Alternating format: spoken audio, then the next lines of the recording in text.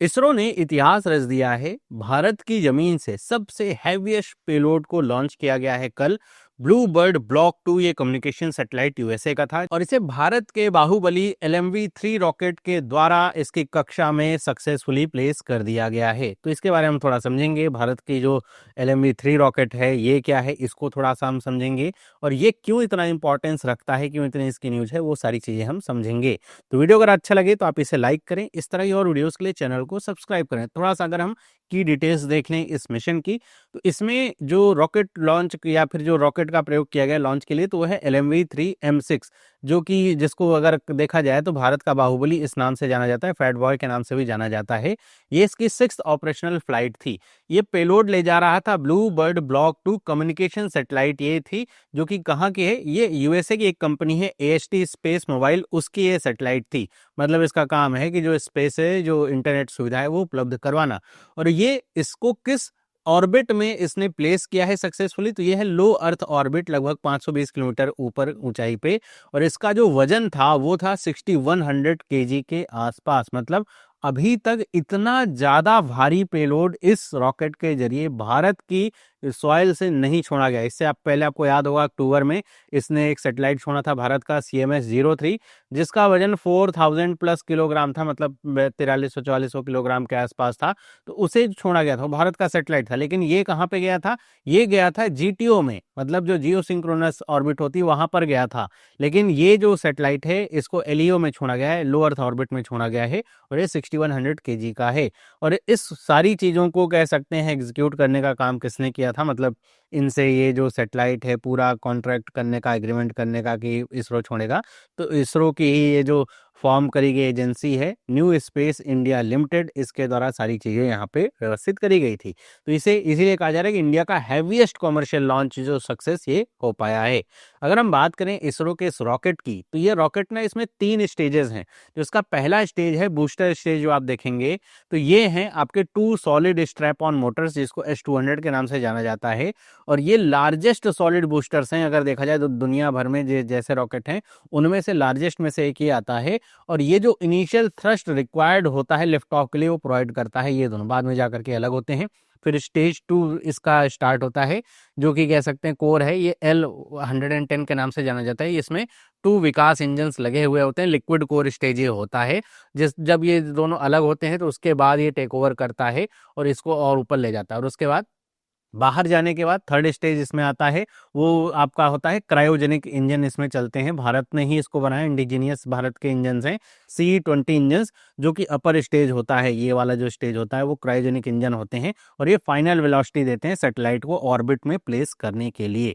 तो ये इस तरीके से काम करता है। और आपको पता होगा कि भारत जब क्रायोजेनिक इंजन बना रहा था तो कई सारे देशों से, मतलब ऐसा कहा गया था कि कई सारे देशों ने भारत को ये टेक्नोलॉजी देने से मना कर दिया। उसके बाद भारत ने इसे खुद ही बनाया और अब इसका सक्सेसफुल डेमोन्स्ट्रेशन पूरी दुनिया देख रही है। अगर हम बात करें, ये जो रॉकेट है ये सेम ही रॉकेट है, यही जो है जियो स्टेशनरी ट्रांसफर ऑर्बिट में भी ले जाता है और यही LEO में भी ट्रांसफर करता है सैटेलाइट्स को, जैसे सैटेलाइट्स हों। तो यहाँ पर बात करें अगर इसकी, तो लो अर्थ ऑर्बिट में अगर सैटेलाइट्स को यहाँ पे अगर ले जाना है तो इसकी जो क्षमता है वो 8 टन से 10 टन के बीच की आती है। और अगर इसे जियो स्टेशनरी ट्रांसफर ऑर्बिट या GTO में ट्रांसफर करना है किसी सैटेलाइट को, तो इसकी क्षमता 4200 किलोग्राम के आसपास है, मतलब 4.2 टन के आसपास है। और अगर यहाँ पे देखें, ये जो मिशन था इसमें ये जो ब्लू बर्ड सैटेलाइट था इसको LEO में ये प्लेस किया गया है, जिसका वजन 6100 केजी था। इंडिया के सॉइल पे सबसे भारी जो कह सकते हैं सैटेलाइट अभी तक लॉन्च ये हुआ है। अब अगर हम इसका सिग्निफिकेंस समझें कि ये न्यूज क्यों इतनी इंपॉर्टेंट है, ये मिशन इतना क्यों इंपॉर्टेंट था, तो इसको हम 3 पॉइंट्स में समझ सकते हैं। पहला तो है स्ट्रेटेजिक और कमर्शियल ग्रोथ, मतलब जो इसरो की आर्म है NSIL, उसका यहाँ पे रोल सामने आता है कि कैसे वो ग्लोबल कमर्शियल लॉन्च के मार्केट को पेनिट्रेट कर रही है। USA तक के जो आपके कस्टमर्स हैं वो इसरो के पास आ रहे हैं अपनी सैटेलाइट्स को वापस जो आपकी ऑर्बिट है उसमें छोड़ने के लिए। तो इससे ये तो समझ में आता है कि NSIL का काम काफी अच्छा चल रहा है। दूसरी बात कि इस तरह के जो सक्सेसफुल लॉन्च है, जिसमें काफी हैवी जो सैटेलाइट है उसको LEO में छोड़ा गया सक्सेसफुली पहली बार में ही बिना किसी हिंड्रेंस के, तो वो बताता है कि इसरो के जो रॉकेट्स हैं वो कितने ज्यादा रिलायबल हैं।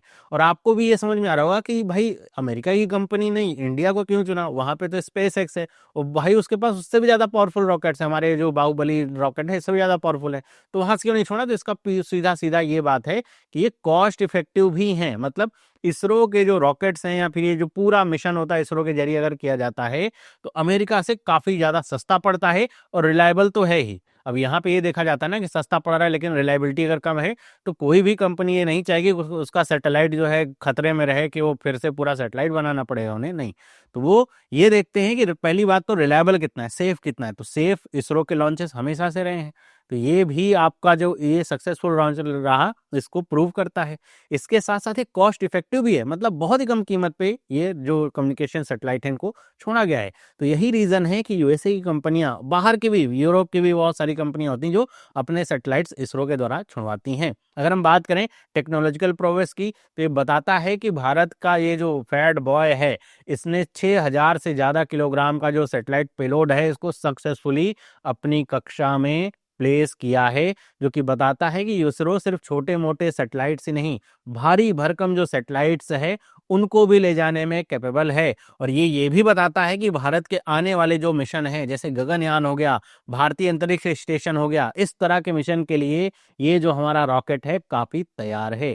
इसके साथ साथ जो इंटरनेशनल रिलेशंस होते हैं वो भी डीपन होते हैं कि भाई इंडिया यूएसए की जो स्पेस टाइज हैं वो और मजबूत हो रही हैं कि इसरो की जो आर्म है एनएसआईएल उसके जरिए बहुत सारे जो इस तरह के सैटेलाइट्स इसरो के पास आ रहे हैं ताकि उनको ऑर्बिट में छोड़ा जाए। इससे होता क्या है कि इसरो को फंडिंग प्राप्त हो, मतलब इसरो छोड़ रहा है सैटेलाइट्स को, भले कॉस्ट इफेक्टिव है लेकिन वो घाटे में तो छोड़ नहीं रहा है ना, तो उसको प्रॉफिट भी हो रहा है। तो ऐसा करते हुए इसरो को क्या हो रहा है कि जो फंडिंग वो प्राप्त हो रही है, तो आगे आने वाले समय में अगर इसरो ये कॉमर्शियल आर्म इसकी इस तरह और डेवलप होती है, बहुत सारे इसको इस तरह के लॉन्चेस मिलते हैं, तो इससे होगा क्या कि इसरो की जो फंडिंग है वो काफी ज्यादा बढ़ेगी। मतलब सरकार के ऊपर डिपेंडेंसी उसकी उतनी ही कम होगी क्योंकि वो पैसा कमा रही है अपने ही जो लॉन्चेस कर किए जा रहे हैं विदेशी सैटेलाइट्स के उनके जरिए। तो इस तरह से ये इंपॉर्टेंस रखता है मिशन। मतलब सिर्फ एक सैटेलाइट को प्लेस नहीं किया गया बल्कि काफी भारी सैटेलाइट को प्लेस किया गया, सक्सेसफुली प्लेस किया गया, और ये पूरे तरीके से जो इसरो की इमेज है इसको अपलिफ्ट करने वाला मिशन था।